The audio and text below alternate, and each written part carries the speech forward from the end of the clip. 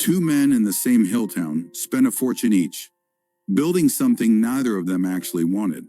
Not for their families, not for their businesses, for each other.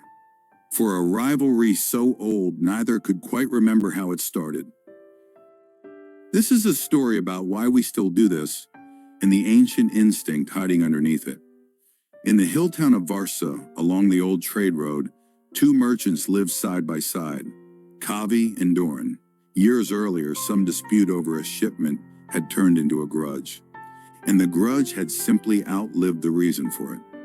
Neither man could say exactly what started it anymore.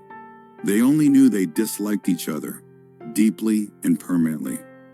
One season, Doran, with some pride but no real intention of provoking anyone, built a modest wooden gate at the entrance to his estate. Finely carved, nothing extravagant. Kavi saw it on his way to market, and something in him twisted. Kavi told himself it was practical his own entrance could use improving. So he hired builders. Stone, not wood. Slightly taller than Doran's. When Doran saw it, he felt the same twist Kavi had felt.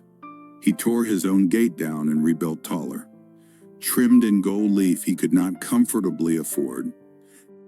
Neither man discussed it with the other. Neither would admit, even to himself, what he was really doing.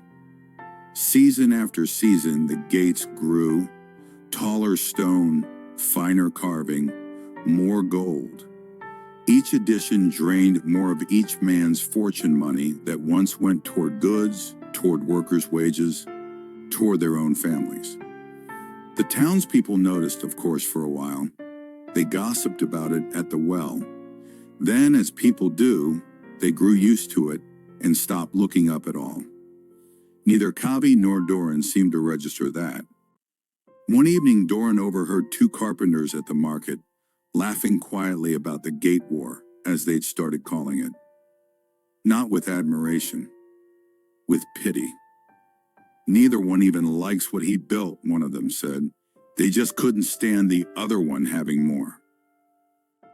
Doran said nothing, but that night he looked at his half-finished third gate, more gold leaf waiting to be applied, and, for the first time, felt something closer to embarrassment than pride. He stopped construction the next morning, sold the gold leaf back to the merchant who'd sold it to him, left the gate exactly as it was.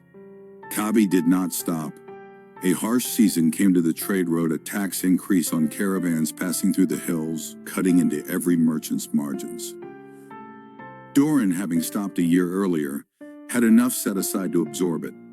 Kavi did not. He had poured so much of his fortune into stone and gold that when the lean season arrived, he couldn't pay his workers, couldn't restock his goods, couldn't weather even a single difficult year.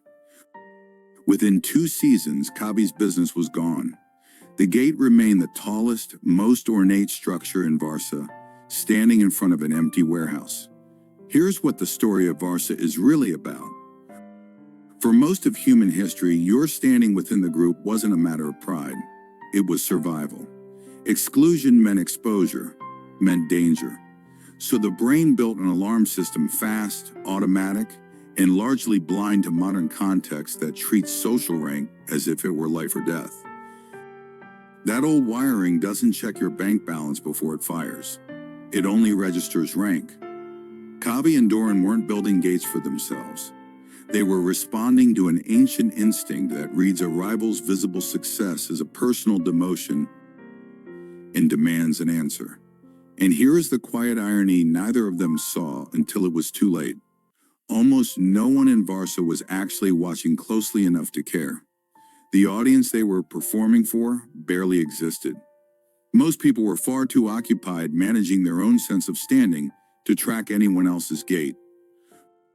Doran's escape came the moment he realized this, that the performance was for people who weren't really watching. Kavi's ruin came from never realizing it at all. First, before a purchase driven by comparison, ask what's underneath it honestly. Not the story you tell someone else. The real reason. Second, remember that the audience you're performing for is smaller and less attentive than it feels in the moment.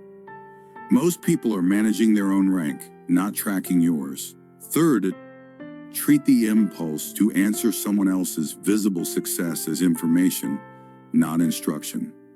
You're allowed to notice the instinct without obeying it. Kavi wasn't a foolish man. He built a real business, fairly, over many years. But he mistook a rivalry for a requirement and let an old automatic instinct spin down everything he'd built. Varsa still tells this story to its children, pointing at the one remaining gate, not as a monument to pride, but as a reminder of what it costs to keep score in a game most people never even knew was being played.